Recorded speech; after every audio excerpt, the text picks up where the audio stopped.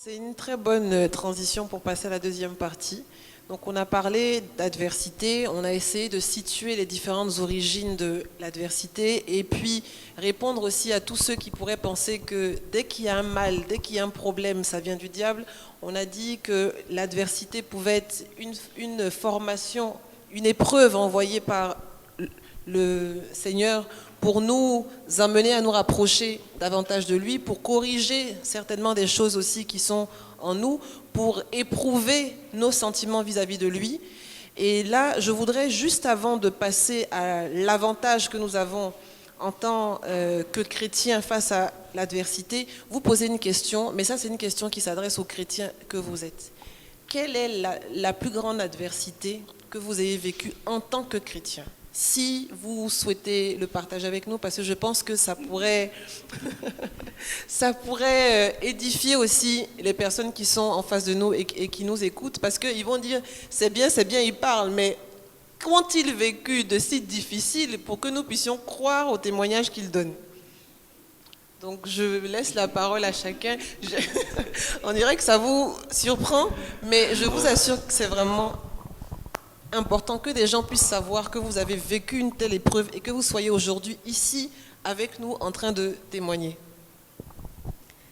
D'accord, pour ça je veux commencer parce que c'est encore tout frais dans ma tête. Lorsque j'ai fini mes études à l'université, je faisais un stage et ce stage n'était pas rémunéré. J'étais là-bas pour faire ma soutenance et j'ai eu une opportunité, un emploi, vraiment je dirais, physiquement parlant, c'était un emploi glorieux. Le salaire, tout allait avec, où il y avait des opportunités même de voyage.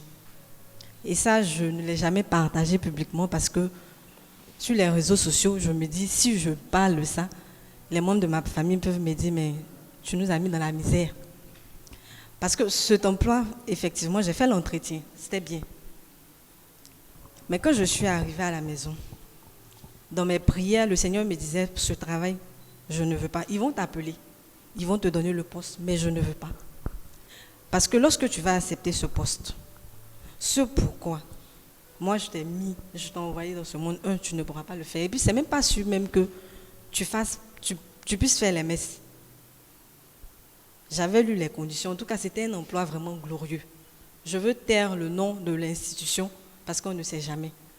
Et ça, j'étais face à un dilemme. Je venais de sortir de l'université, un stage de pratiquement un mois où je n'étais pas rémunérée.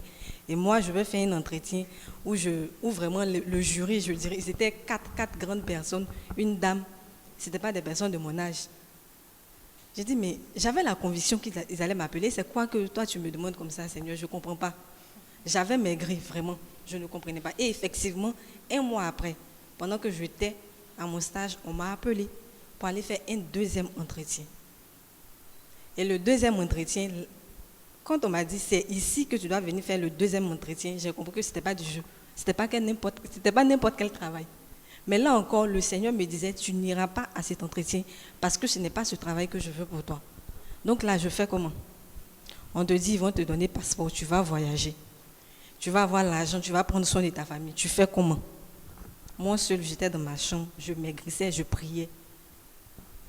Je lui ai dit, Seigneur, je fais comment? Et je ne suis pas partie en entretien. Et lorsque je ne suis pas partie à l'entretien, la personne qui avait déposé mes dossiers là-bas pour que je puisse travailler, ils l'ont appelée.